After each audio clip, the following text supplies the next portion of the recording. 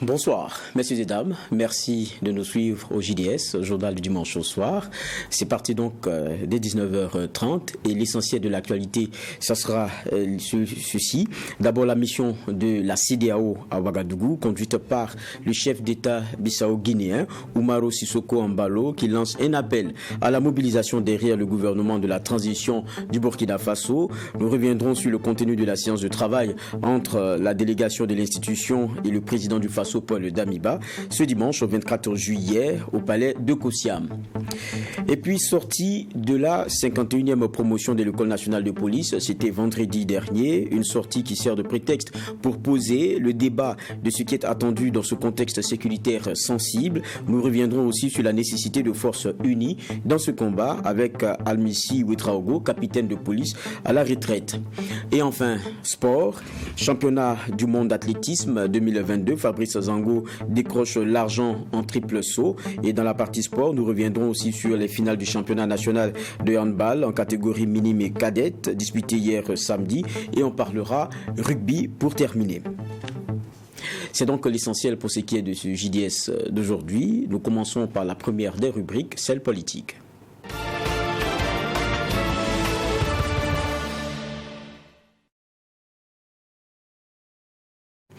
Les axes majeurs sur lesquels doivent se focaliser les autorités burkinabèses sont le défi sécuritaire, la crise alimentaire, ou plutôt humanitaire, le retour à l'ordre constitutionnel, la mobilisation des ressources et la mise en place des mécanismes de suivi et évaluation. Ce sont les propos du chef d'État bissau-guinéen Umaro Sissoko Embalo à l'issue d'une séance de travail qu'il a eue à Kosiam avec le président du Faso, Paul Damiba.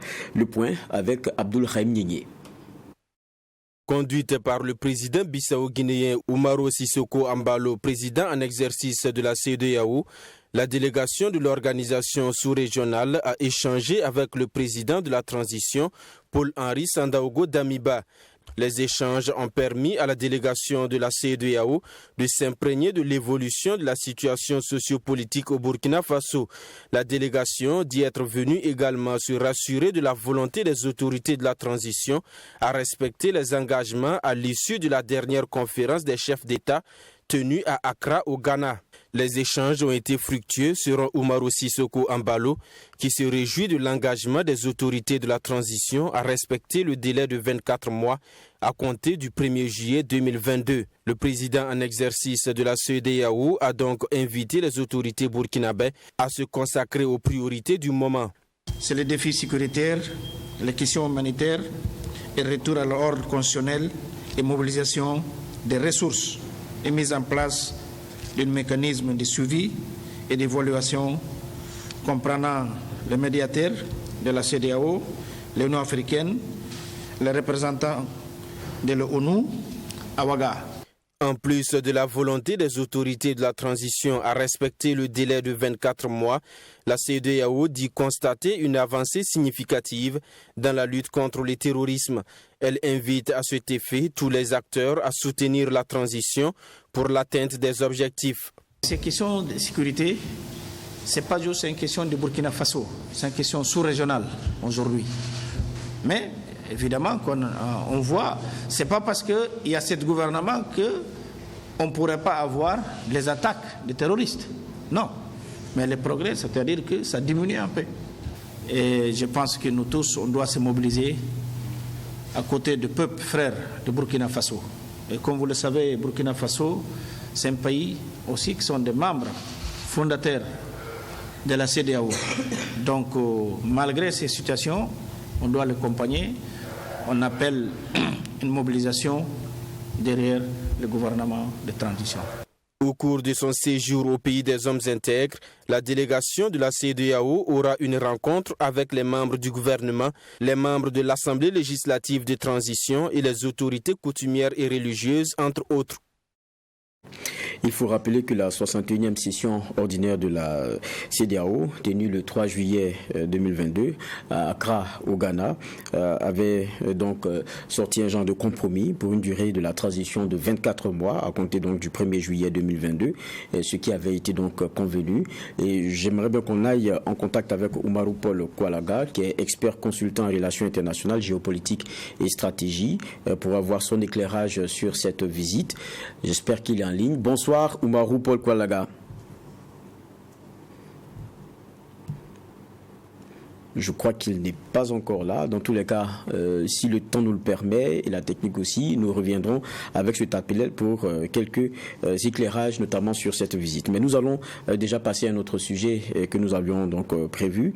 C'est celui de cette sortie dont nous parlions donc en titre et que nous annoncions donc, celle de la 51e promotion de l'École nationale de police, ENP, baptisée Renouveau sécuritaire.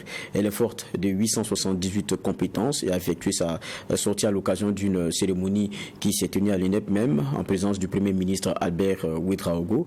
Et la thématique, elle était axée sous la contribution de l'École nationale de police à la lutte contre le terrorisme et la restauration de l'intégrité territoriale. La sortie, c'était vendredi dernier et nous suivons donc cet élément, ce qui nous permettra de poser une autre problématique. Renouveau sécuritaire, c'est le nom de baptême de la 51e promotion de l'ENP, l'École nationale de police. Forte de 878 compétences, elle a effectué sa sortie officielle. Parmi les 878 compétences, on dénombre 700 sous-officiers de la police nationale. Du côté de la police municipale, on enregistre 178 nouvelles compétences constituées de 118 agents, 64 assistants et 5 contrôleurs. Cette cuvée de la police reçoit ici leur galant. Depuis un certain temps, nos sociétés sont menacées par plusieurs formes de maux, parmi lesquelles l'incivisme, les actes de grand banditisme. Par ma voix, la 51e promotion s'engage à contribuer efficacement à relever le défi sécuritaire avec honneur et fierté dans le professionnalisme. La sortie de cette promotion de l'École nationale de police s'effectue au moment où les rangs des forces de défense et de sécurité sur le terrain doivent être renforcés dans la lutte contre les groupes armés. Pour le ministre en charge de l'administration territoriale, ces récipiendaires ont choisi librement de servir la nation à travers ce prestigieux corps de la police. Et il est attendu de protéger les populations et aussi défendre le territoire burkinabé. La restauration de l'intégrité territoriale ne saurait s'opérer sans l'intégrité morale des hommes et des femmes qui en ont la charge. C'est pourquoi les acquis de la formation doivent renforcer l'intégrité, la probité et l'impartialité des agents en contact avec les populations en vue de combattre tout sentiment d'injustice. Fermement, telle est la partition plutôt que doit jouer la formation initiale policière. Selon le Premier ministre Albert Ouedraogo, cette sortie s'inscrit dans le cadre de la politique de renforcer les effectifs des forces de défense et de sécurité. Il a invité ses récipiendaires à faire preuve de professionnalisme. Et je voudrais aussi féliciter le personnel d'encadrement qui a su inculquer une formation de qualité. Au vu des résultats qui nous a été montré de voir et les démonstrations qui ont été faites, nous sommes convaincus que la formation est de qualité. Le parrain, lui, a invité les récipiendaires à ne pas trahir la mémoire de leurs aînés et de travailler à relever le défi sécuritaire. Le pass est remis aux nouveaux élèves qui s'engagent eux aussi à défendre les fondements de l'École nationale de police avec honneur et dignité. Nous revenons donc sur ce plateau. Nous sommes de plein pied dans l'actualité de la 51e promotion de l'École nationale de police. Nous annoncions que nous allions recevoir Almissi Ouedraogo, capitaine de police à la retraite. Mais avant d'échanger avec lui, on va revenir avec Oumarou Paul Kwalaga sur la première actualité que nous abordions tout à l'heure. Bonsoir Oumarou Paul Kwalaga. Allô? Oui, allô, bonsoir Oumarou Paul Kwalaga. Bonsoir. Je rappelle que vous êtes expert consultant en relations internationales, géopolitique et stratégie. Tout à l'heure, on avait vu l'élément sur la visite du président de la CEDEAO avec celui que nous avons comme médiateur aussi pour ce qui est de cette transition. J'espère que vous m'entendez. Que peut révéler une telle visite seulement quelques semaines après la décision qu'on a eue à Accra? Alors, on va dire qu'on vient d'avoir effectivement un nouveau président de la CEDEAO, qui est Oumaro Embalo.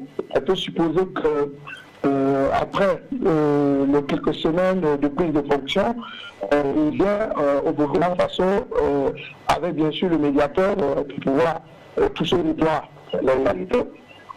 Parce qu'il y a eu quand même un certain nombre d'accords entre le Burkina et la CEDEAO. Donc il était un bon temps de prendre contact, donc je peux dire que c'est une prise de contact. Et ensuite déjà évaluer les quelques éléments d'appréciation mise en place du mécanisme en se basant bien sûr sur les accords que la CEDEAO a obtenus avec le Burkina Faso.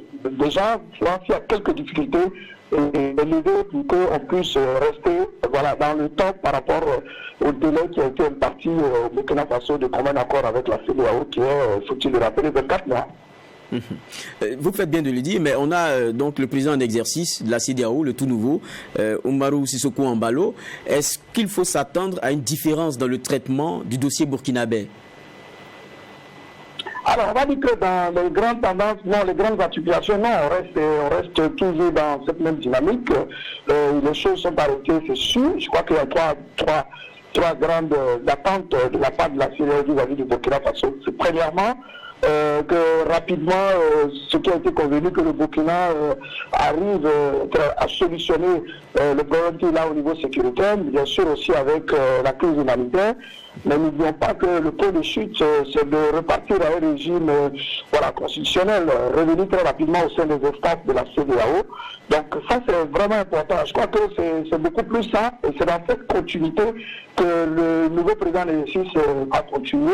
Peut-être avec un nouveau style, faut-il le rappeler que c'était lusophone et que le précédent était anglophone.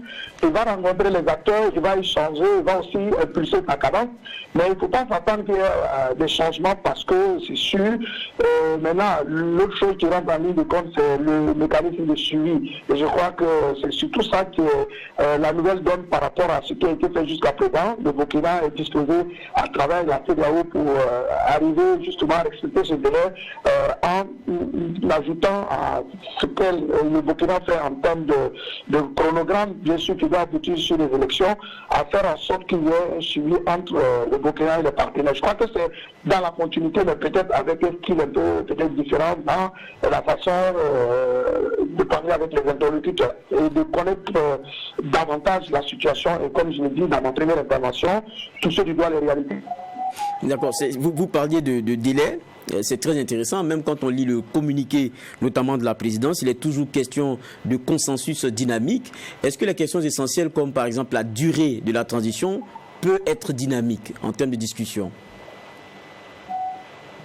Alors, je pense qu'ils ne vont pas revenir sur les délais, c'est quelque chose qui est sûr.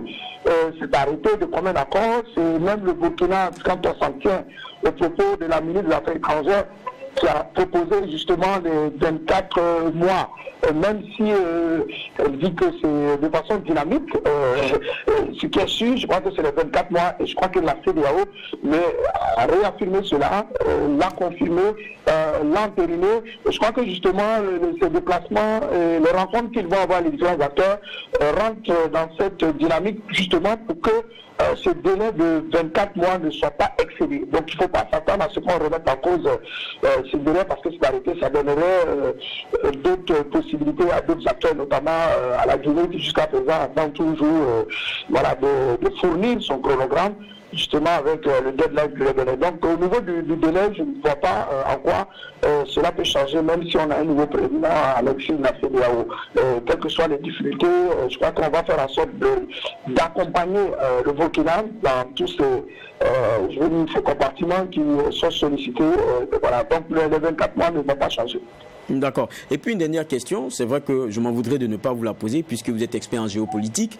Il y a la transition burkinabé, il y a aussi celle malienne. On a vu que le groupe de soutien à l'islam et aux musulmans, Génim, a revendiqué l'attaque de samedi à Kati. Mais l'attaque de garnison de Kati samedi a été revendiquée par le Génim, vous le savez. Et ceux qui étaient vraiment visés, c'est le colonel Assimi Goïta, chef de la junte, ainsi que son ministre de la Défense, le colonel Sadio Kamara. Comment est-ce qu'on peut l'interpréter?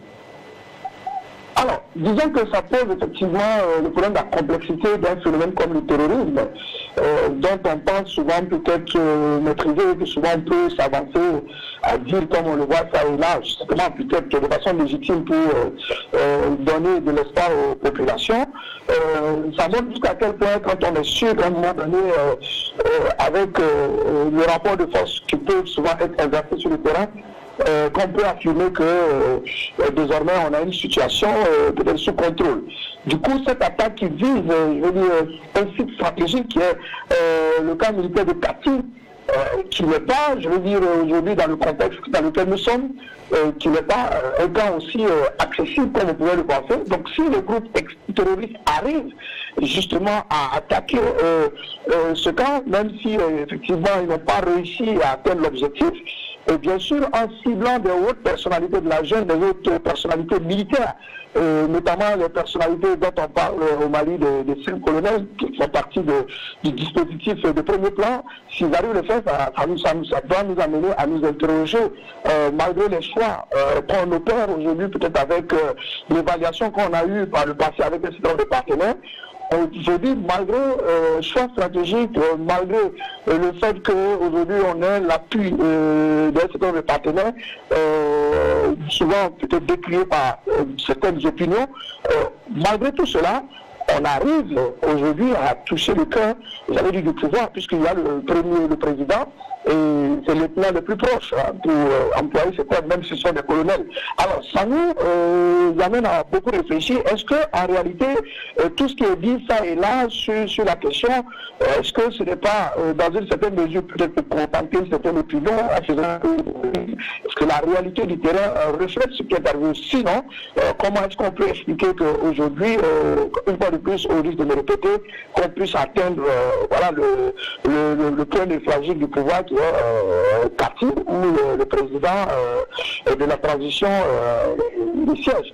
Et ça nous indique clairement que c'est un phénomène insaisissable, c'est un phénomène difficile, complexe. Il faut travailler davantage, il faut compter sur ses forces et bien sûr peut-être faire moins de discours et aller véritablement à donner des résultats.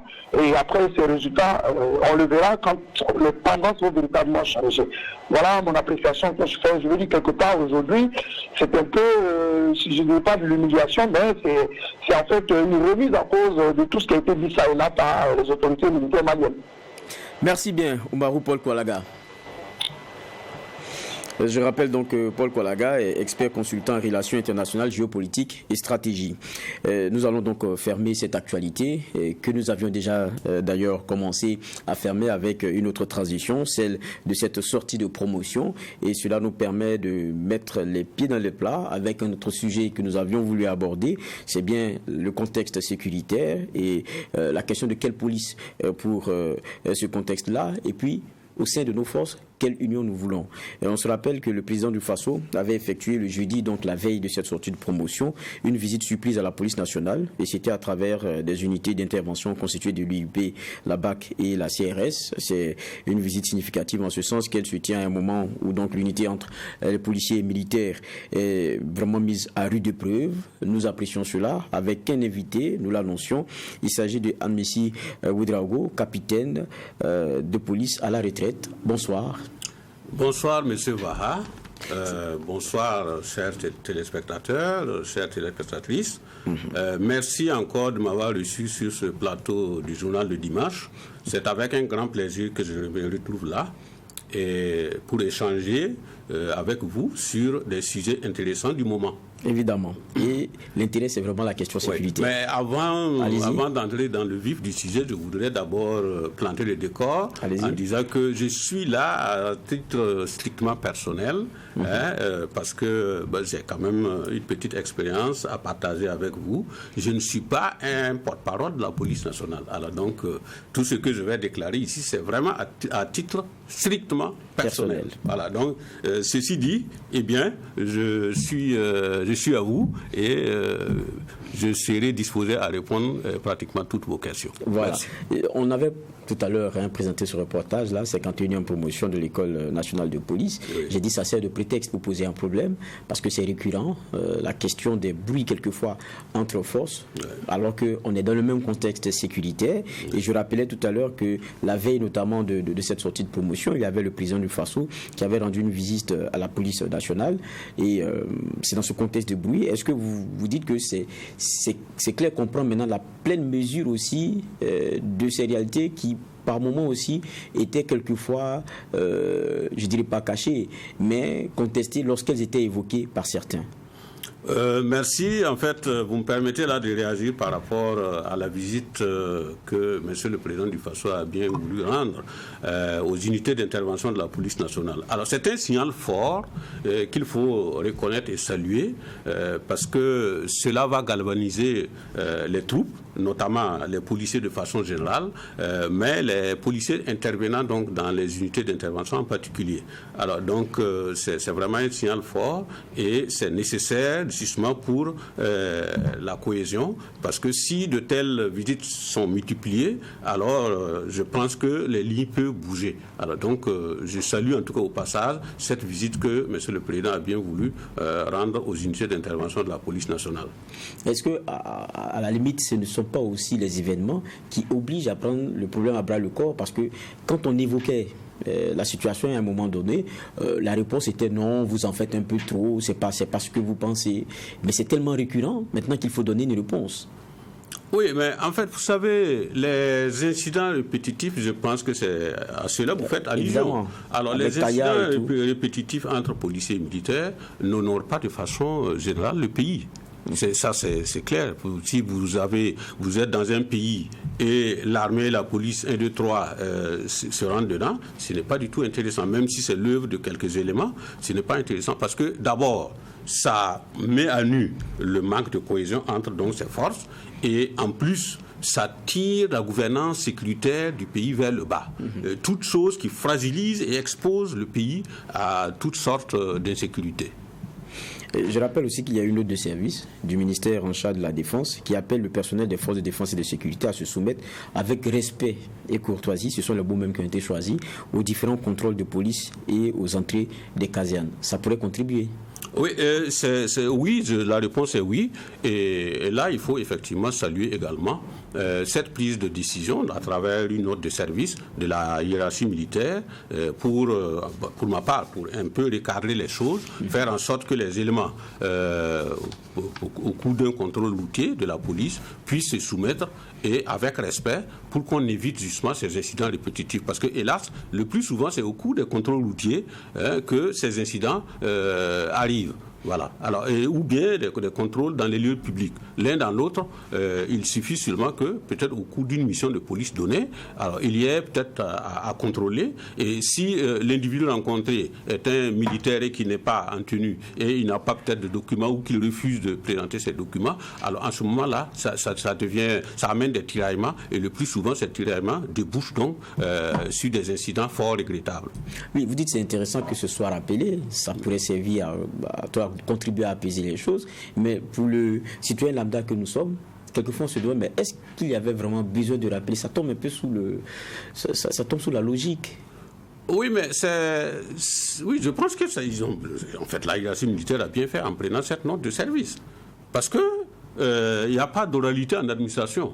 C'est vrai que ça interpelle tout le monde et normalement ça devait même intervenir un peu plus tôt. Alors non, ici c'est maintenant que ça arrive, dans tous les cas, mieux vaut tard que jamais, il faut savoir et saluer. Et nous osons croire qu'effectivement cette note de service aura ses effets pour faire en sorte que nous puissions tourner la page des incidents répétitifs entre policiers et militaires.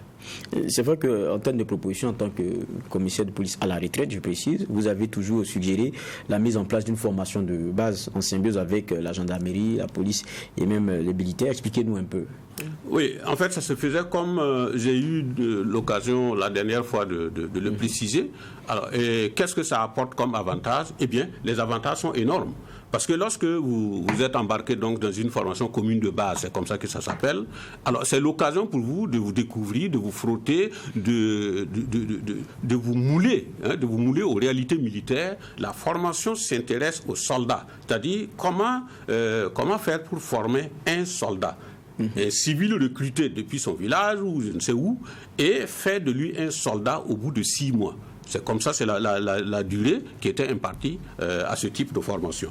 Alors donc, vous allez être moulé à toutes ces réalités-là. Il n'y a pas de distinction entre recrues militaires à proprement parler, élèves policiers ou élèves gendarmes. Tout le monde est moulé aux mêmes réalités, soldats de 2e classe, point barre, et vous êtes mis au charbon.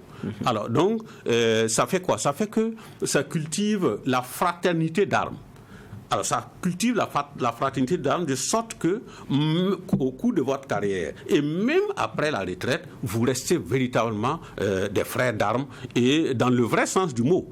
Dans le vrai sens du mot, c'est pas quelque chose qui sonne creux, c'est la famille, comme dirait l'autre. C'est la famille et vous ne pouvez pas ne pas tendre vers la cohésion en ce moment. C'est-à-dire ça s'impose. Quand votre vis-à-vis, vous le voyez comme vous-même, il n'y a pas de raison que vous vous piétinez les pieds. Ça, je pense que les avantages de cette formation-là, l'importance n'est plus à démontrer. Je vais revenir aussi à un élément qui est très important, c'est la question notamment des équipements de la police. Certains parlent d'un calibrage, en tout cas ça fait débat. Et il y en a qui disent à partir du moment où, dans la situation de sécurité dans laquelle on est, il n'y a pas un casting qui est fait, tout le monde est presque, je parle des forces de défense et de sécurité, sans distinction, font face à la même réalité. Est-ce qu'il ne faut pas revoir la question des équipements? Certains disaient d'ailleurs, pour ne pas les citer, qu'il ne faudrait pas qu'il y ait des armées dans l'armée. Vous, qu'est-ce que vous en pensez? Oui, j'ai aussi suivi les choses en son temps, mais je ne m'inscris pas dans la même dynamique de vision des choses que cette personne qui a eu à faire de telles déclarations. Je crois que la déclaration, effectivement, tendait à faire savoir que dans un pays, il ne doit pas exister 2 armées. Alors, si telle est la logique de la personne, je pense que la personne apprécie ou entrevoit 2 forces concurrentes. 2 forces concurrentes. Alors que, pour notre cas, pour le cas du Burkina Faso, il n'y a pas de force concurrente. La police nationale n'est pas une force concurrente à l'armée et vice-versa. Alors, donc, moi, pour ma part, je m'inscris plutôt dans la logique d'appréciation en termes de forces complémentaires dans l'action.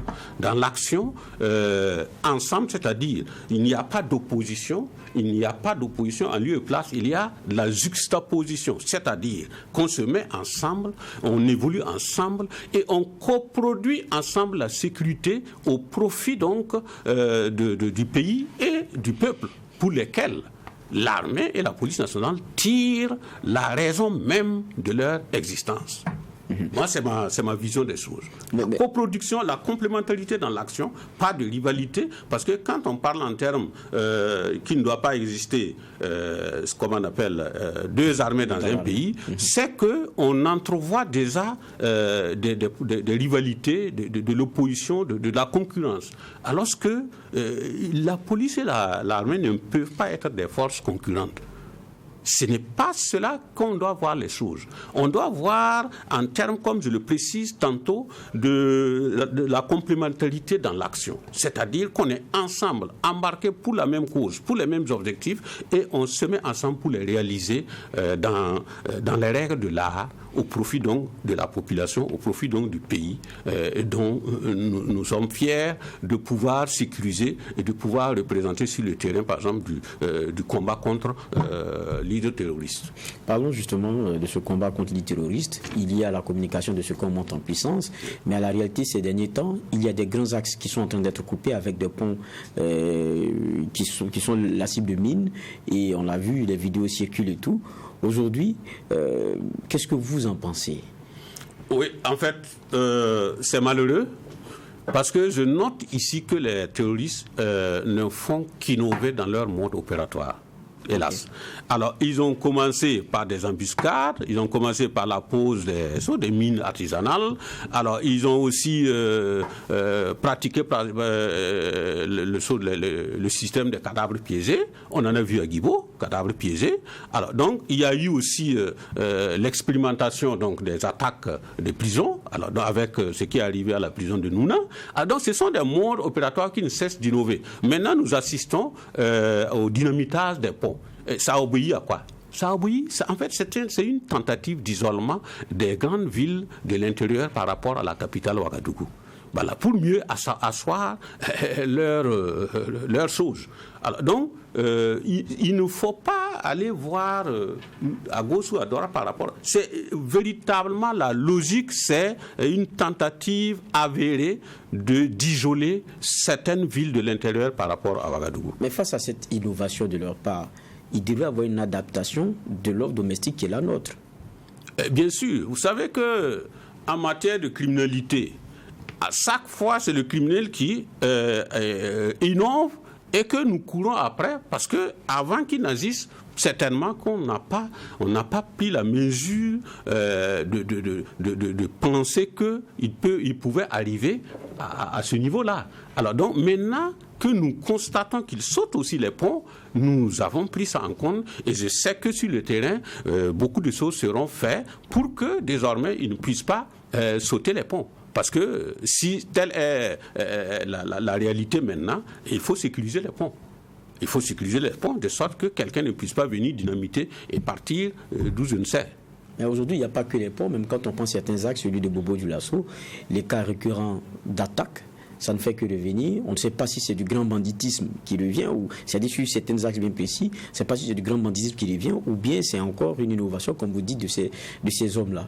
Alors, c'est en fait grand banditisme, terrorisme, en fait tout est mélangé. Vous savez, la frontière est vraiment très mince. Hein? La frontière est très mince parce que, deux fois, le terroriste, selon ce qu'il arrange, il est coupé de route.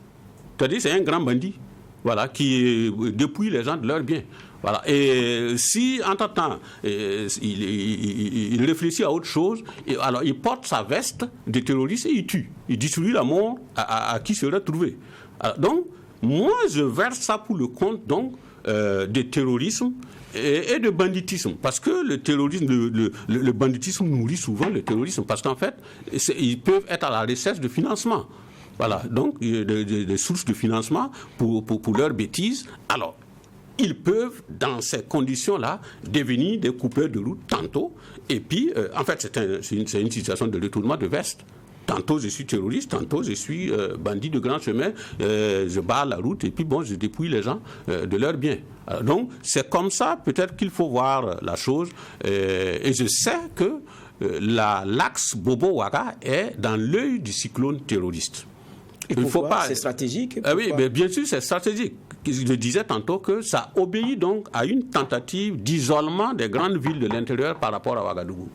Si par exemple, la route de Bobo est coupée entre Ouahabou ou pas, et il va sans dire que Gawa est coupé d'une certaine manière. Parce que pour aller à Gawa, il faut maintenant peut-être passer par Léo. Alors, Bobo, ça ne sera plus possible. Alors, donc, je crois savoir que c'est la tentative avérée de ces gars de faire en sorte que le tronçon Ouaga-Bobo ne puisse plus être praticable du fait donc de la peur de rencontrer ces messieurs et tout le reste. D'accord. Merci bien pour ces regards bien avisés. Vous le disiez la dernière fois, je ne vous avais pas laissé la parole pour une conclusion, je vous la laisse. Ok. Alors, pour le mot de la fin, je voudrais vous remercier encore une fois de m'avoir invité pour échanger. Alors, ça sera toujours avec plaisir que je répondrai à votre invitation. Alors, pour le mot de la fin, donc, je vais dire que la démarche du chef de l'État est noble et c'est à saluer parce que cette démarche va véritablement nous aider à avoir quand même un début de rassemblement. Quelle démarche ? La visite du chef de l'État. D'accord. La visite du chef de l'État au niveau des unités d'intervention, ça donne un signal fort, j'ai dit, mais ça appelle aussi, ça nous permet d'abord d'avoir une possibilité de rassemblement, un appel à se rassembler, un appel à s'engager. Voilà. Il y a de rassemblement dedans, dans la notion de cette visite. Il y a aussi l'engagement. L'engagement pour que nous puissions, dans une synergie d'action, fédérer nos compétences et puis engager la lutte pour vaincre les terroristes. Parce que, comme je l'ai dit, seul on n'est jamais fort. Voilà. Donc je pense que c'est ce qui a guidé le chef de l'État, et vivement qu'il puisse multiplier de telles visites et vivement aussi qu'il puisse prendre en compte les doléances qui lui ont été formulées. Merci beaucoup. Merci à vous, Amissi Ouedraogo. Je rappelle que vous êtes capitaine de police à la retraite. On continue donc ce JDS avec la dernière des rubriques. Elle sera bien fournie d'ailleurs. C'est celle sport.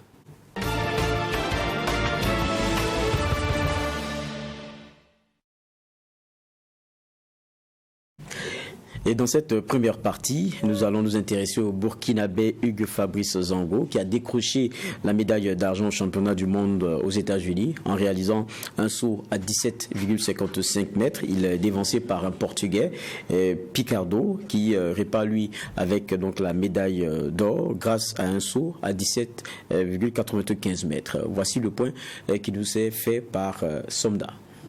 17,55 m à hauteur d'un champion. C'est la performance réalisée la nuit dernière par Hugues Fabrice Zango lors du concours de triple saut des mondiaux d'athlétisme à Eugène dans l'Oregon aux États-Unis. Face aux 17,95 m du Portugais Pedro Pichado, Fabrice Zango remporte la médaille d'argent, dévançant ainsi le Chinois Zaming Zhu et ses 17,31 m. Après le bronze au championnat du monde de Doha en 2019, Hugues Fabrice Zango accroche une nouvelle ligne à son palmarès.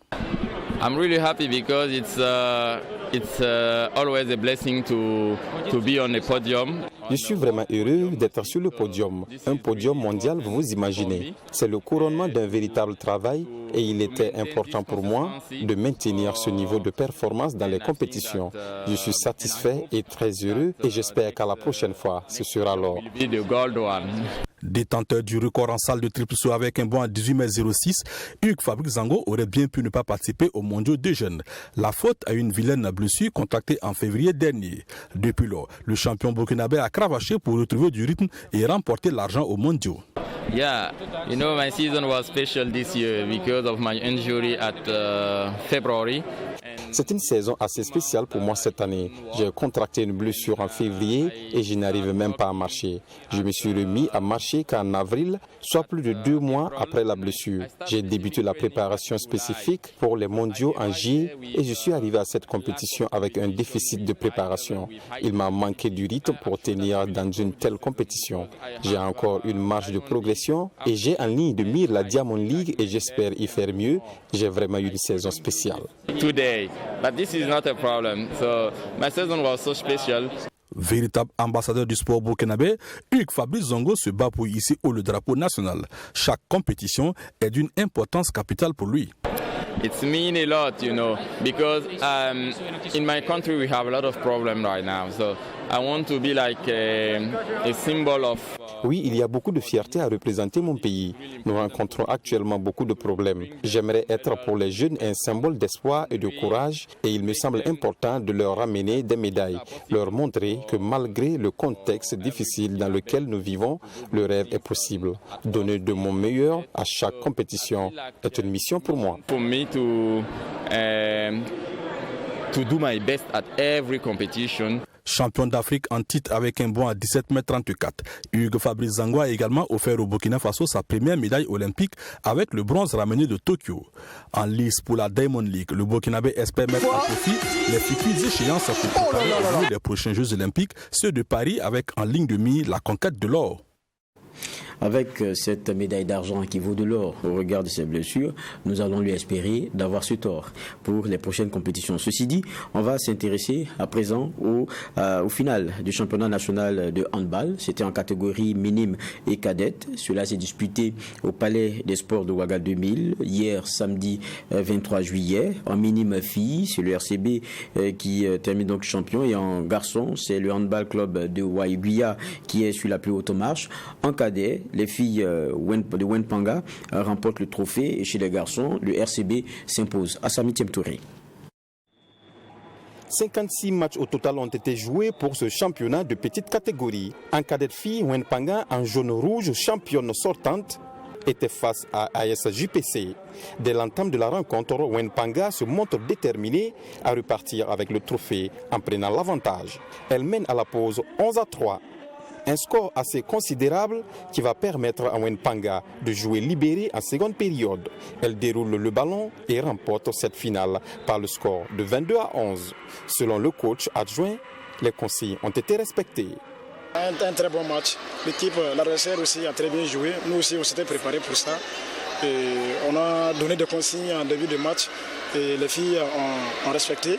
Vous avez suivi en défense, on a très bien défendu. On a fait une défense rigoureuse.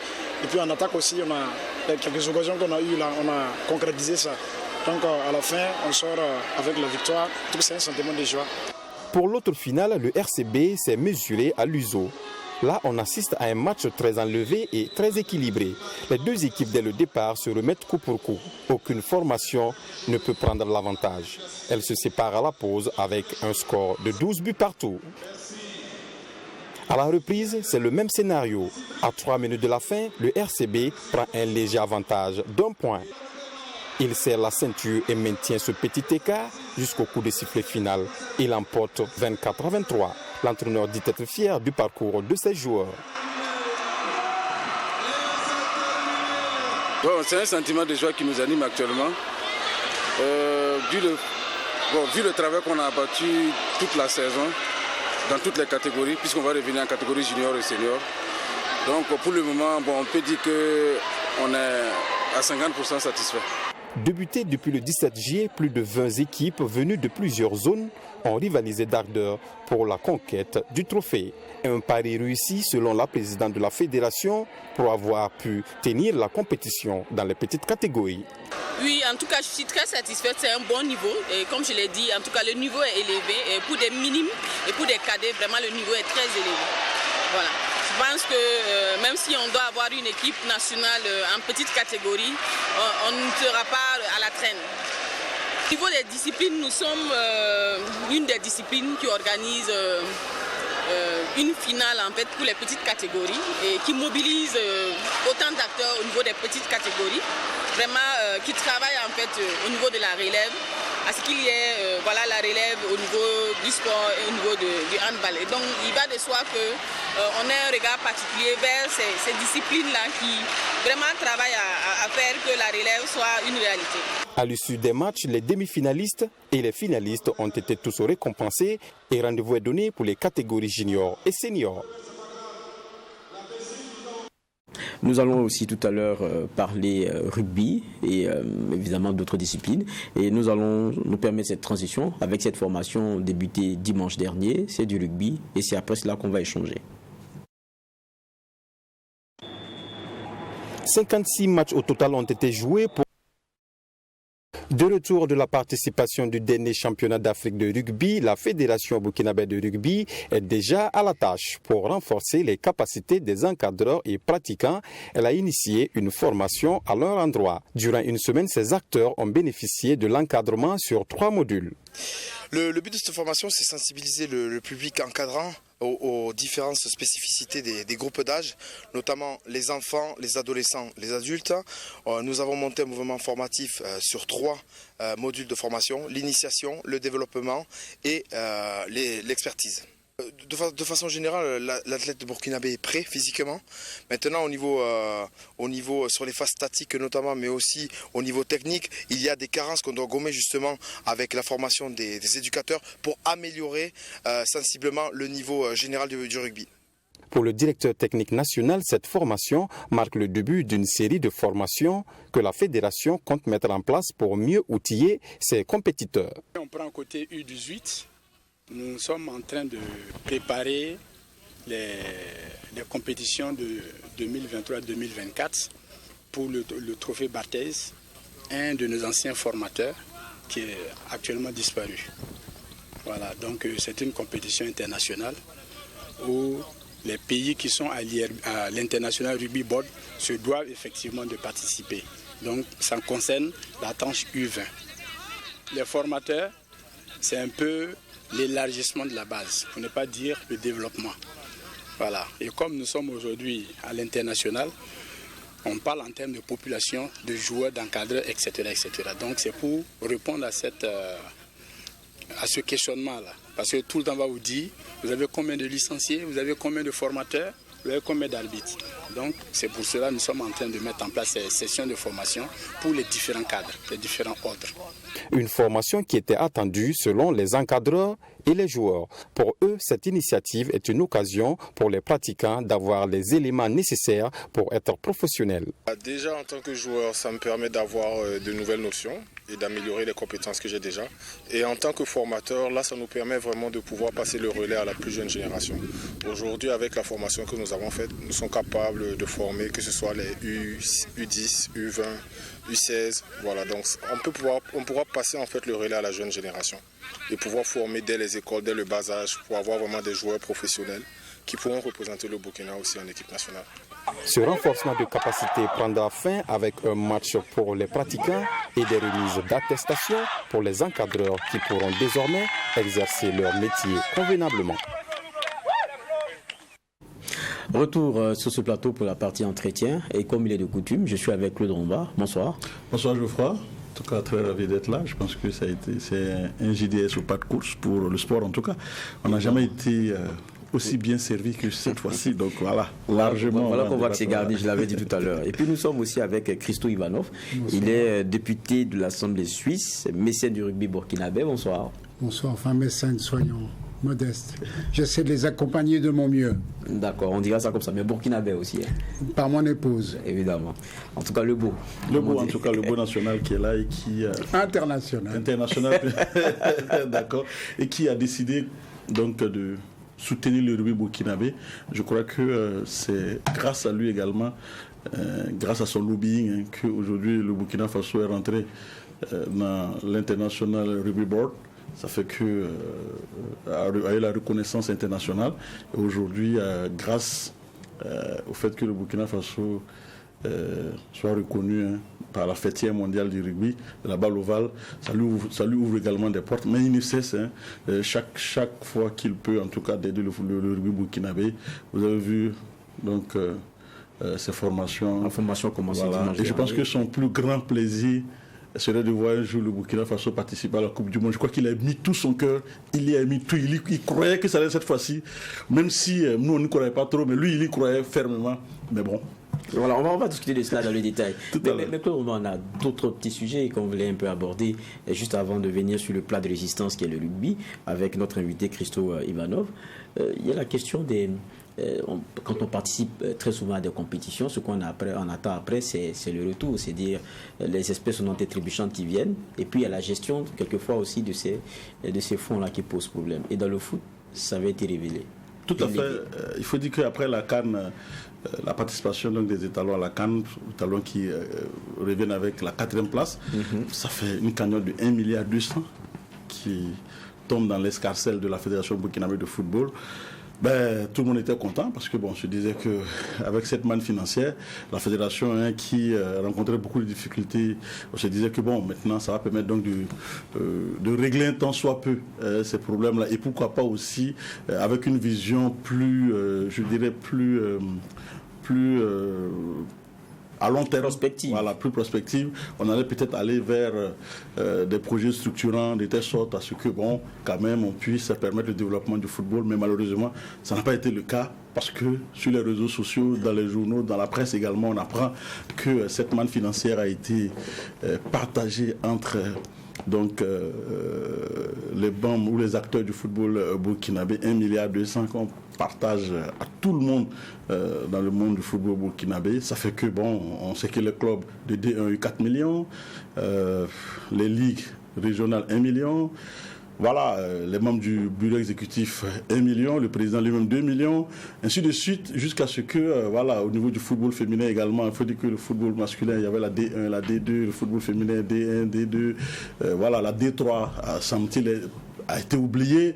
Du coup, ça n'arrive pas à tout le monde, certes, mais également aussi, on perçoit mal, si on interroge l'opinion burkinabé, on perçoit mal que cette cagnotte ait été divisée ainsi ou été partagée ainsi, parce que les difficultés que rencontrait le football burkinabé, notamment sur la préparation des équipes, où la fédération dit qu'elle n'a pas l'argent. On a vu comment les filles se sont préparées pour participer à la Coupe d'Afrique, la première de leur histoire, où pratiquement sans rien. Et elles étaient obligées d'aller en grève pour avoir leurs primes de qualification. Donc, c'est dans ce contexte-là, quand on apprend qu'avant même d'aller à cette CAN-là, l'argent a été partagé, je pense que ça choque un peu. Ça choque les Burkinabés parce que, bon, on se dit, mais pourquoi on peut partager tant d'argent alors qu'on a tellement de problèmes et qu'on préfère donner... Quand vous prenez 4 millions pour un club, 4 millions pour un club de D1, ça représente quoi? Ça représente même pas un mois de salaire, la masse salariale. Donc du coup, les 4 millions, qu'est-ce qu'on fera? Ça va encore créer des bisbilles et voilà. Ça veut dire qu'on n'est pas dans du structurant. Tout à fait, je pense que c'est un peu ça. Maintenant, aujourd'hui, quand vous interrogez, même quand on essaie de gratiner un peu au niveau donc, des membres du comité exécutif, certains disent, ah, c'est pas nous. En tout cas, voilà, vous avez vu qu'au comité exécutif, tout se prend. Aujourd'hui, le président, semble-t-il, pour dire à certaines personnes, en tout cas, aujourd'hui, vous voyez qu'avec tout ce qu'on a eu comme problème à la fédération, les décisions se prennent de façon collégiale. Donc, lui aussi, il a été mis en minorité parce que lui, il n'aurait pas voulu qu'on partage cet argent comme ça, même voilà. Donc ça veut dire aujourd'hui, les frondeurs aussi sont pointés du doigt parce que avec tout ce qu'il y a eu comme problème autour donc du fait qu'on les avait éjectés du COMEX, et là aujourd'hui ils réintègrent le COMEX et puis c'est pour se partager le gâteau. En tout cas, c'est comme ça que les gens perçoivent. Et donc on se pose des questions. On sait que le stade de Koudougou n'a pas de terrain, alors qu'avec 100 ou 150 millions ou 200 millions, on devait avoir donc un gazon sur le terrain nu de Koudougou. Ça aurait pu permettre de soulager, de permettre donc le développement du football. On sait également qu'au niveau de Bobo Dioulasso, il n'y a pas l'éclairage sur le stade Bobo, donc on ne peut pas jouer en nocturne. Ça aurait pu permettre quand même du côté donc de Bobo Dioulasso qu'on puisse même jouer 2-3 matchs donc sur le même match, sur le même terrain. Du coup, on se retrouve dans une situation vraiment d'imbroglio, de polémique, alors que dans le même temps, on apprend que certaines structures affirment n'avoir pas reçu un COPEC de la Fédération burkinabé de football. Je veux parler par exemple du Comité national olympique, le CNOSB, qui a dit qu'il n'a reçu aucun franc, parce que alors que on disait que le CNOSB devait avoir, je crois, 2 millions de francs CFA. Le ministère des Sports et des Loisirs, qui soutient la Fédération burkinabé de football, qui donc donne de l'argent à la Fédération. On apprend que la Fédération, dans cette répartition de l'argent de la CAN, a remis 2 millions au ministère des Sports et des Loisirs. Du côté du ministère des Loisirs, du ministère des Sports, du ministère, non, je pense que le ministère des Sports, de la Jeunesse et des Sports, voilà. Je pense que on est surpris de savoir que on a reçu de l'argent parce qu'il n'y a aucune trace à ce niveau-là. Donc, ça crée un autre problème. Voilà. Comment on gère tout ça? Ça, c'est la grosse question. Maintenant, quelle va être... Aujourd'hui, peut-être ce qu'on peut peut-être reprocher à la fédération aussi, c'est de n'avoir jamais communiqué là-dessus. On n'a jamais eu d'informations officielles sur cette question de la CAN, en fait, cette manne de la CAN. Est-ce que, même si ça a été partagé, quelle est la clé de répartition? On apprend que certains présidents de ligues, les ligues régionales, disent avoir reçu de l'argent dans leur compte, mais ne savent pas ça doit servir à quoi, puisque la fédération ne leur a rien dit. Donc vous voyez que ça crée véritablement une véritable tambouille au niveau donc, de la Fédération burkinabé de football, alors qu'un simple communiqué aurait pu permettre de situer et de donner la vraie information aux gens. Est-ce qu'effectivement l'argent de la CAN a été distribué? C'est sûr. Moi, je suis membre de l'association sportive des journalistes du Burkina, la GSB.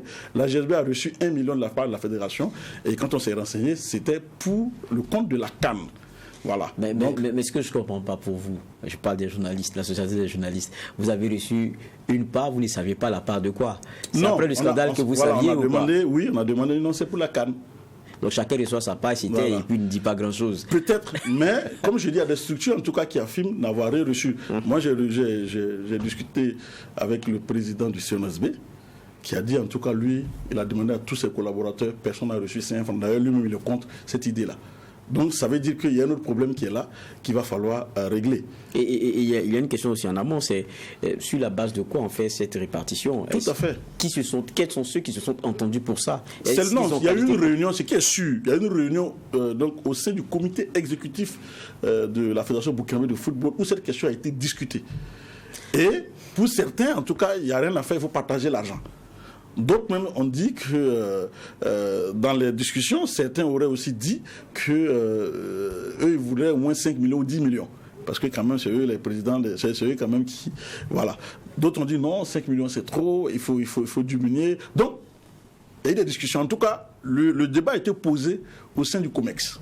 D'accord. Donc, si ça a été partagé, ce qui veut dire que et les frondeurs, et en tout cas ceux qui y étaient, se sont accordés sur le fait de partager l'argent. Maintenant, certaines structures affirment n'avoir rien reçu. Ça aussi, c'est un autre débat. Est-ce que c'est vrai? Est-ce que c'est faux? Dans tous les cas, les regards sont tournés vers la Fédération burkinabé de football pour situer. Moi, personnellement, je dis, quand on est dans le milieu du football burkinabé, je dis bien dans le milieu, je peux comprendre qu'on partage. Je dis bien, en tenant compte du milieu. La mentalité du milieu va vouloir en tout cas qu'on partage l'argent, ou en tout cas, certains vont vouloir avoir quelque chose par rapport au 1,2 milliard. Si tel est le cas, et qu'on ne peut pas se défaire de cette mentalité, on aurait pu quand même partager une partie pour faire des gratifications, mais pas la totalité quand même. Je pense, à mon avis. On sait par exemple qu'au Sénégal, on a partagé la manne, les 1,8 milliard. Ils ont partagé l'argent des structures qui ont eu 850 000. Voilà. Donc, c'est clair. Et la fédération sénégalaise a communiqué là-dessus. Quand ils ont reçu, voilà ce que nous allons faire de l'argent de la CAN. Nous allons partager avec tous les démembrements et toutes les structures qui participent au développement du football. Là, c'est clair. Mais ici, il faut s'assumer. Peut-être ce qu'on reproche à la Fédération burkinabé de football, c'est de s'assumer et de faire autant. C'est de ne s'être pas assumé. Voilà. Et puis, ce qui choque aussi, et j'espère que le ministère des Sports et des Loisirs va nous clarifier là-dessus, est-ce qu'effectivement, ce ministère a pris l'argent? Je rappelle qu'il y a eu le problème sur les 50 millions. Et là, la Fédération a fait sortir un communiqué pour dire que les 50 millions reçus de la part de EMOMAF, donc, il y a eu 10 millions qui sont partis au niveau donc, des supporters de l'UNCE et 5 millions qui sont partis au niveau du ministère des Sports et des Loisirs à l'époque. Qui a pris ça au niveau du ministère des Sports? Est-ce que le ministère des Sports peut recevoir de l'argent comme ça? C'est autant de questions qu'on doit se poser. Ce ministère-là qui finance, en tout cas, le football burkinabé, parce que le football est en difficulté, voilà, les entraîneurs n'ont pas de salaire.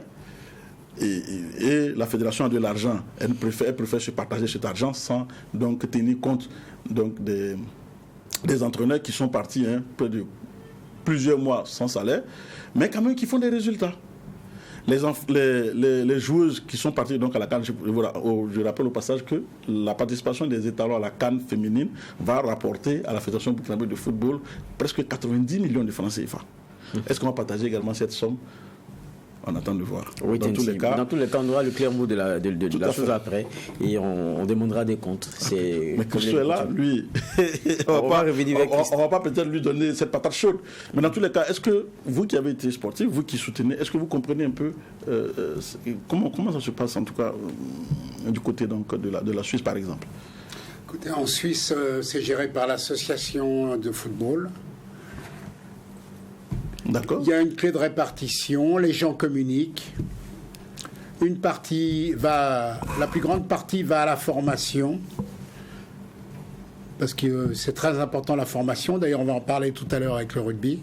Et le reste va aux joueurs, à l'encadrement. Et il y a des systèmes de primes où, suivant les résultats, on avait réussi à aller en quart de finale la dernière fois.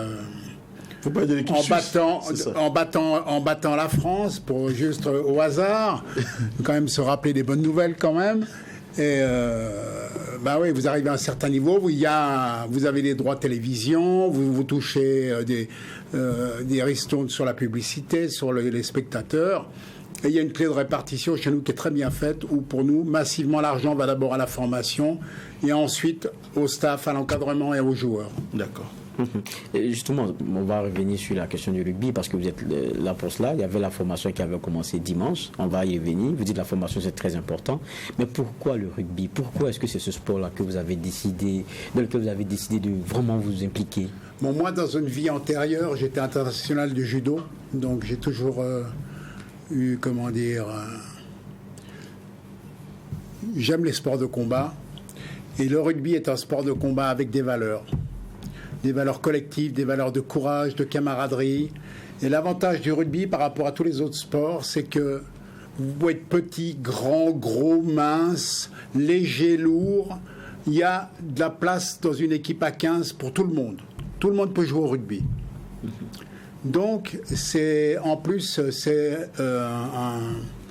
un état d'esprit qui défend vraiment des valeurs, les valeurs de l'équipe, les valeurs de combat, de courage, parce que bon, il faut aller au combat. Et souvent, comment vous jouez, on voit dans l'hémisphère nord, quand vous jouez l'hiver, sous la pluie battante ou sous la neige, c'est quand même quelque chose c'est très physique, quoi. Et après le match, d'abord, fin du match, les deux équipes se saluent. Une équipe fait la haie d'honneur donc les gagnants font la haie d'honneur pour les perdants, et après les perdants font la haie d'honneur pour les gagnants. Donc il y a déjà un état d'esprit. Et après, vous avez ce qu'on appelle la troisième mi-temps, où vous avez un véritable partage, où nous mangeons ensemble avec l'équipe adverse, et où nous buvons des bières, etc. Et nous refaisons le match avant de rentrer chez nous, quoi. D'accord. Tout à l'heure, avec Claude, on va parler un peu du sport, du football, avec ses réalités. Il a dit que l'argent pourrait servir à l'investissement dans des infrastructures. C'est la réalité aujourd'hui, hein. Même le football, c'est le plus nanti ici. J'imagine le rugby, ça doit être encore plus compliqué. Vous avez décidé de vous y investir, mais est-ce que c'est facile de mobiliser pour ce projet-là? Bon, d'abord, il faut le dire que le Burkina Faso a une chance immense d'avoir une présidente, Madame Rolande Boro, je dis bien Madame, qui a été l'année passée personnalité à JSB 2021 et qui vient d'être honorée par le Comité olympique international, par Monsieur Thomas Bach, comme femme engagée pour le sport féminin, et en l'occurrence masculin, puisque bon, on a des équipes masculines et féminines. Et au niveau mondial, elle est reconnue. Elle est également au board d'Afrique Rugby. Certainement un jour, je pense qu'elle a une forte chance d'être présidente même d'Afrique Rugby. C'est une femme convaincue qui avait pris la succession du président qui était malheureusement décédé. Puis après, elle a été réélue. Et on a essayé de construire un projet ensemble. Je l'accompagne depuis le début. Et l'objectif numéro 1 était d'abord d'intégrer World Rugby pour avoir une reconnaissance internationale. Ce qui vous permet après d'être dans le ranking. Mais pour le Paris 2023 là, qui a eu lieu il y a même pas un mois, il faut savoir qu'au début de la compétition en 2021, le Burkina Faso n'était même pas classé mondialement. Okay. Et se retrouver en phase finale pour Paris 2023 avec la Namibie, qui est la sœur jumelle de l'Afrique du Sud, qui, je rappelle, est championne du monde. Ils ont eu le match le plus difficile, le premier. Malheureusement, ils ont perdu. Et la Namibie s'est qualifiée pour Paris 2023. C'est comme si le Burkina Faso football joue le Brésil. Pour vous donner un ordre de grandeur. Il faut que les gens comprennent que ce que fait le Burkina Faso avec des joueurs 100% amateurs, c'est un miracle. C'est un miracle. Maintenant, parlons d'infrastructures. On sait que ici, Rolande Boro, vous l'avez dit, la Fédération burkinabé de rugby se bat comme elle peut pour le développement, mais il n'y a pas d'infrastructure. Est-ce que dans ce cadre-là, on sait qu'il y a un projet de construction d'un stade dédié au rugby? Où en est-on avec ce projet? Bon, alors, je peux en parler parce qu'en 2017, avec la présidente Rolande Boro, nous avions rencontré Monsieur Bangré, à l'époque ministre des Sports, où nous avions repéré un terrain dans le 10e arrondissement de Ouaga. Arrondissement 10 de Ouaga, tout à fait. Arrondissement 10. Le projet est sur un terrain qui est une zone sportive, donc qui serait tout à fait aménageable rapidement. Il y a un projet actuellement sur des terrains à Marcoussis qui sont assez avancés. Après M. Bangré, c'était Dominique Nana, puis M. Azoupiou, et maintenant le nouveau ministre des Sports, que malheureusement je ne connais pas, mais je me ferai une joie de rencontrer. M. Drabo. Que je pense qu'il a toutes les cartes en main pour avancer. Il faut voir en plus tout ce qui arrive derrière. Les U20 qui arrivent, qui ont une très très grosse équipe. Et vous avez aussi tout ce qui est rugby à 7, où le Burkina excelle. À Kampala, vous avez le Burkina Faso a battu le Zimbabwe. Tout à fait. C'est quand même quelque chose ça a été une secousse dans le monde du rugby de voir le niveau des jeunes Burkinabés, entre autres formés par Cheikh Ouedraogo, et on a vu tout à l'heure le DTN Maïga. On sent qu'il y a vraiment un enthousiasme, il y a un projet porteur, mais ceci passe, comme vous l'avez dit Claude, par les infrastructures. C'est capital parce qu'il faut impérativement des terrains d'entraînement, pas que pour les équipes nationales, mais pour les clubs, parce que vous avez une première division et vous avez une deuxième division de rugby, mais surtout pour la formation. Et maintenant, il faut former Burkinabé. Il faut former Burkinabé, donc bientôt un stade de rugby pour le Burkina. Que Dieu vous entende, mon cher. Je sais que vous vous battez pour cela. On peut dire, quels sont les projets immédiats pour le rugby, par exemple? Bon, là, il y aura une poule très importante pour les filles qui vont jouer le Cameroun et la Côte d'Ivoire dans des phases qualificatives internationales. En janvier 2023, vous aurez une poule qualificative aussi pour les U20. Ils vont jouer la Côte d'Ivoire et le Sénégal. Le Burkina doit arbitrer une compétition, non? Oui, donc en principe, la compétition féminine sera au mois de novembre à Bobo-Dioulasso. Et puis, le terrain n'est encore pas désigné en janvier, mais peut-être ce sera au Burkina. Et puis après, il y a les préparations des compétitions internationales, autant féminines que masculines, de rugby à 7, où là, le Burkina excelle. Ils sont pour l'instant meilleurs à 7 qu'à 15. Mais il y a un potentiel énorme et je crois beaucoup en cette jeunesse qui arrive et tout le travail qui a été fait par la Fédération burkinabé de rugby sous la présidente de Roland Boro, c'est stratosphérique. D'accord. Moi, je me rappelle qu'à Bobo-Dioulasso également, pour permettre aux jeunes de pratiquer cette discipline-là, il y a un hôtelier, il a l'hôtel Les Palmiers à Bobo-Dioulasso. William Bacon. Monsieur Bacon qui a décidé comme ça de soutenir le rugby. Et comment on fait? C'est-à-dire que les jeunes qui s'intéressent au rugby ou qui jouent au rugby, on leur permet de travailler. C'est ça. Voilà. Donc ils travaillent et puis on joue au rugby. Donc on voit que du côté de Bobo-Dioulasso, on est beaucoup avancé. Il y a beaucoup de jeunes qui s'adonnent au rugby. Mais sur Ouaga, il y a un projet, pas plus tard que hier soir, pour pas trahir de secret, j'étais chez mon ami André Bayala, le grand chocolatier, qui est au bord mondial du chocolat, qui a, vous savez, un centre de formation des métiers de bouche, donc pour la boulangerie, chocolat, pâtisserie et tout. Et j'ai échangé avec lui et m'a dit qu'il prend des jeunes sans formation pour les former. Et j'ai dit, mais est-ce que tu serais prêt à prendre des rugbyman, hommes ou femmes burkinabés? Et il m'a répondu oui. Donc Ouaga réfléchit également à cet aspect professionnel pour que les jeunes qui jouent au rugby aient également un travail à côté. Et tout à l'heure, vous disiez, c'est très important la formation.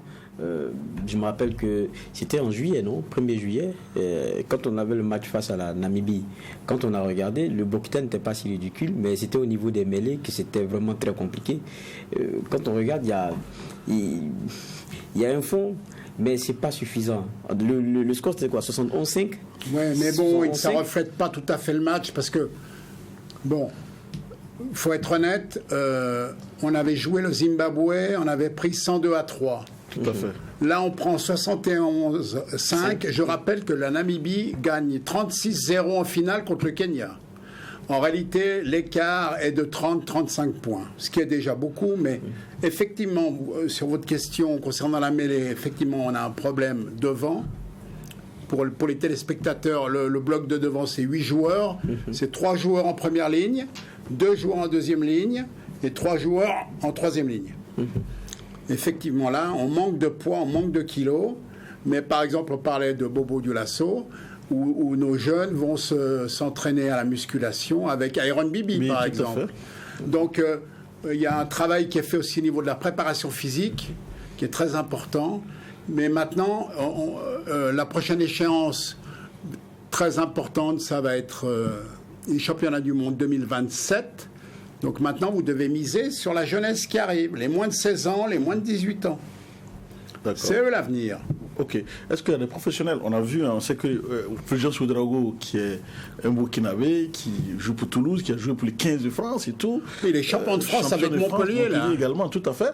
Donc, voilà, on avait à un moment donné, on avait compris qu'il y avait Laurent Boro l'a même reconnu ici, il y avait donc une approche pour qu'il puisse, parce qu'on sait qu'il a pris sa retraite internationale, il y a une possibilité également qu'il puisse jouer pour le Burkina Faso. Oui, bon, le problème avec Fulgence Ouedraogo, c'est que Montpellier était jusqu'au bout, était en finale du championnat de France contre Castres et ils ont gagné. Et lui, étant dans l'effectif, il ne pouvait pas, parce qu'avant le tournoi mondial de Marseille, il y a une préparation de 1 mois à Toulouse, où j'ai organisé avec Roland Boro un match entre les Barbarians de Suisse, c'est-à-dire les anciens internationaux renforcés par des stars mondiales qui ont joué contre le Burkina Faso. On a fait un match préparatoire, ce qui les a affûtés pour préparer la Namibie. Et la grande chance du Burkina Faso, c'est que vous avez M. Patrice Zebat Traoré, qui est le préparateur physique du Stade Toulousain, qui a géré le stage pour tout ce qui est conditions physiques, préparation. Le Burkina a pu s'entraîner sur les installations du Stade Toulousain, ce qui est quand même énorme.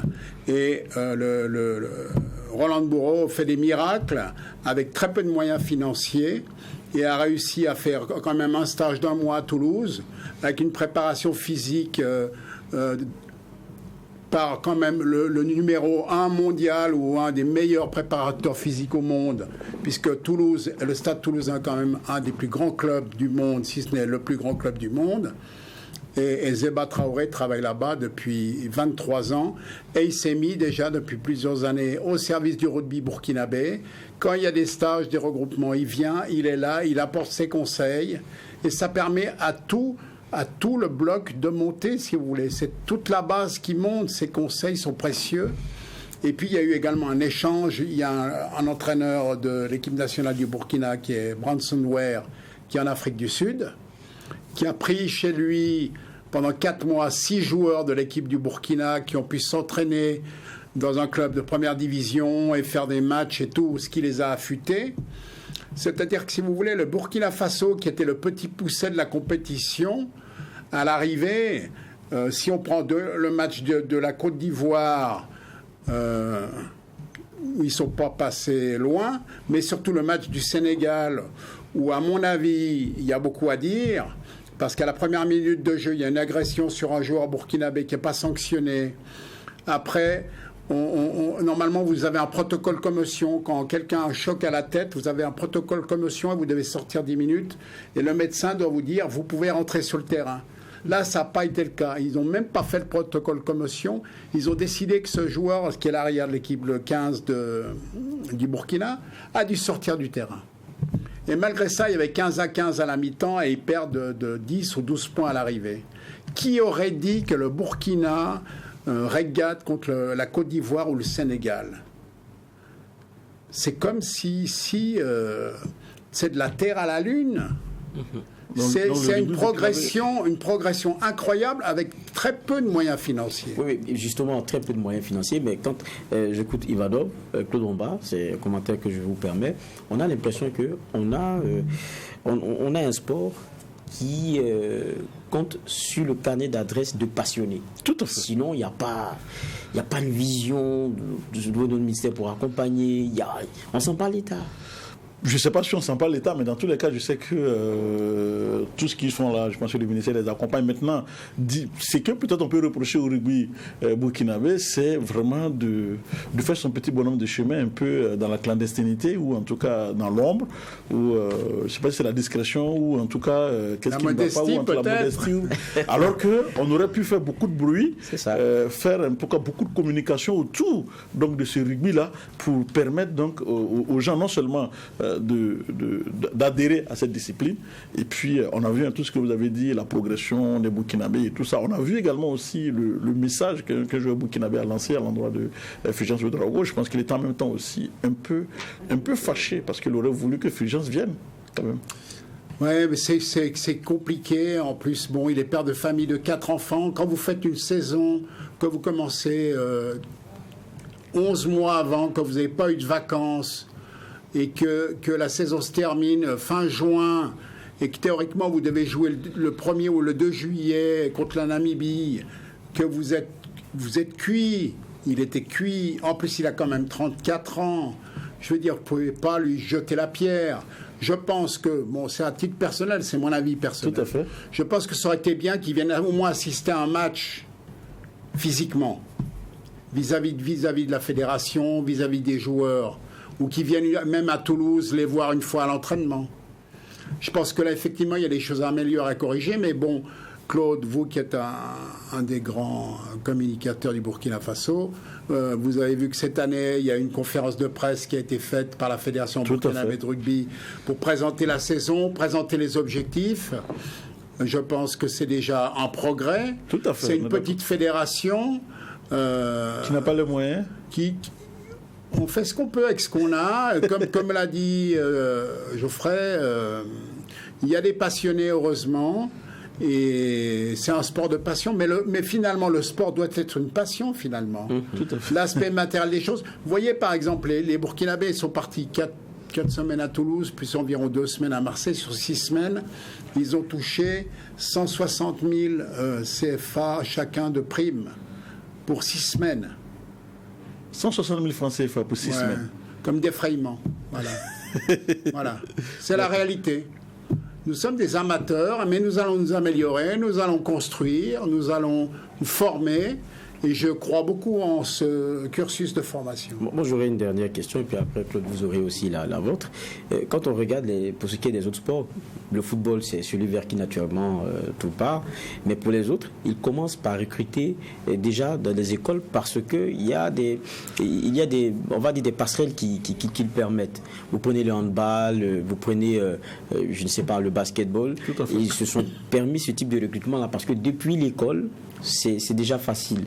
Mais avec le rugby, bon, moi, j'en entends pas parler. Mais s'ils le font, je prends l'exemple du club de Tampoué, où vous avez des 12 ans à 20 ans, en gros. Vous avez 180 jeunes. C'est Lionel qui s'en occupe. Il a aussi des tranches de 6 à 12 ans, garçons et filles. À Bobo, il y a un développement énorme qui est fait par les clubs. Là, il y a un nouveau club qui s'est créé à Fada, qui s'appelle le Rugby Club du Goulmou.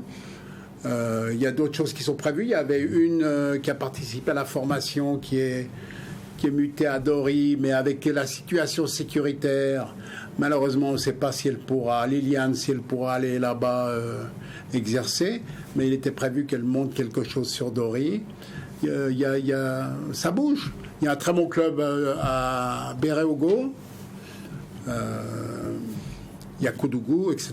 Donc ça bouge doucement. Il faut que la mayonnaise prenne. Mais surtout, il faut soutenir notre présidente Rolande Boro qui a le mérite d'être d'abord femme présidente d'une fédération, c'est déjà remarquable, élue à Afrique Rugby au board où elle siège avec Laporte, le français. C'est énorme. Et là, maintenant, elle vient d'ailleurs d'être reconnue mondialement par le Comité international olympique.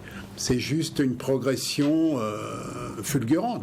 En tout cas, vous entendre, on sait que le rugby est en train de monter au Burkina, on l'a vu.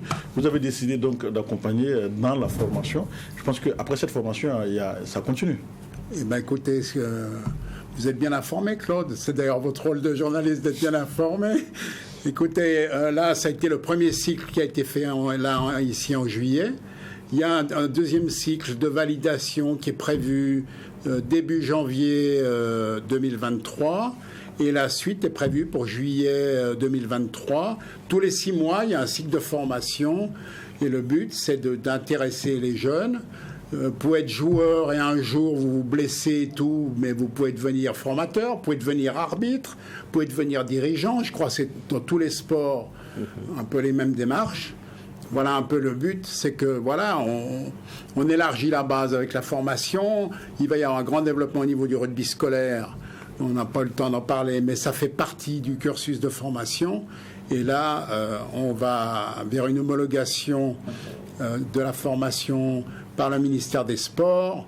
et ensuite par World Rugby. D'accord. Parce que le but, ça va être vraiment de former des entraîneurs burkinabés. Pas besoin de faire venir des pièces rapportées, si vous voyez ce que je veux dire. Peut-être une dernière question. Selon vous, comment vous avez vécu, ou comment vous avez perçu le fait que ce tournoi africain-là, ces éliminatoires qui est considéré comme la Coupe d'Afrique des Nations de rugby qui se joue en France? Bon, c'était un concours de circonstances et c'était voulu par la direction. Ça a été voulu d'abord par, je pense, le Board de Rugby Afrique. Il y a eu une négociation avec les organisateurs de Paris 2023, Coupe du Monde, puisque le tournoi a été pris financièrement en main par Paris 2023, qui a payé sur place l'hôtel, les repas, etc. Les fédérations payant leurs billets d'avion et leurs stages. Mais c'est Paris 2023 qui a pris en main financièrement tous les matchs, toute la logistique, les nuitées, les repas. Je ne sais pas si un pays africain qui aurait été l'autre, je prends un exemple, la Côte d'Ivoire ou le Sénégal, est-ce qu'ils auraient pu débourser, je ne sais pas, 50, 100 millions de CFA pour pouvoir gérer ça. Pour pouvoir gérer. Et puis alors la grande chance, c'est qu'on a quand même été avec le support Canal+, en Mondiovision. Tout à fait. Ce qui a donné d'ailleurs une excellente visibilité au rugby africain et en l'occurrence au rugby burkinabé, parce que je pense que beaucoup, pour la première fois, vous voyez, ils devaient quand même être fiers, je pense, de leur équipe nationale, même si le résultat n'a pas été ce qu'on espérait. Mais bon, soyons honnêtes, nous savions dès le départ que les chances étaient d'1 sur 1000. Mais il faut toujours jouer. C'est comme au tiercé, si vous ne jouez pas, vous ne pouvez pas gagner. Hein. Mais en l'occurrence, voilà, c'était à mon avis... c'est une belle expérience. Très belle expérience humaine. Je pense qu'on peut remercier tous les acteurs, tous ceux qui s'impliquent bénévolement, parce qu'il faut savoir que dans le rugby burkinabé, les entraîneurs n'ont pas de salaire, il n'y a pas d'argent dans le rugby burkinabé. Même la fédération, ce sont tous des bénévoles. La présidente est une bénévole, elle travaille au ministère des Finances, c'est là où elle gagne sa vie, mais tout ce qu'elle fait, c'est bénévole. Donc l'argent qu'ils ont récupéré là pour le tournoi de Marseille, comme ils l'avaient fait d'ailleurs avant pour quand ils se sont qualifiés contre le Cameroun et contre le Burundi, tout l'argent qu'ils avaient reçu, ils avaient reçu à l'époque de Dominique Nana, le ministre des Sports, je crois que c'était 6 millions de CFA, ils ont divisé entre tout le monde, le staff, les joueurs, les entraîneurs, mais la fédération en avait gardé 0 CFA. C'était pas beaucoup 6 millions, alors qu'au football c'est 1 milliard. On comprend. En tout cas, merci beaucoup. Merci infiniment pour votre invitation. Oh, ça a été un plaisir de parler du rugby burkinabé. Merci aussi Claude Romba. Merci en tout cas Geoffroy. En tout cas, on salue le dévouement et l'accompagnement donc de M. Christophe. J'accompagne aussi la JSB. La JSB, quand même, c'est ce que je voulais dire. Il a été personnalité à la JSB 2021. Donc voilà. Voilà. Je serai à Bobo le 5 août pour la Super Coupe à JSB. Merci bien. Ceci dit, cela met aussi le point final à notre rendez-vous, JDS, au journal du dimanche au soir. Très largement sportif. Évidemment, très largement sportif. Et rendez-vous que j'ai pris plaisir d'ailleurs à présenter. On prend congé de vous ici et maintenant. On se retrouve dimanche prochain. Et d'ici là, portons-nous bien.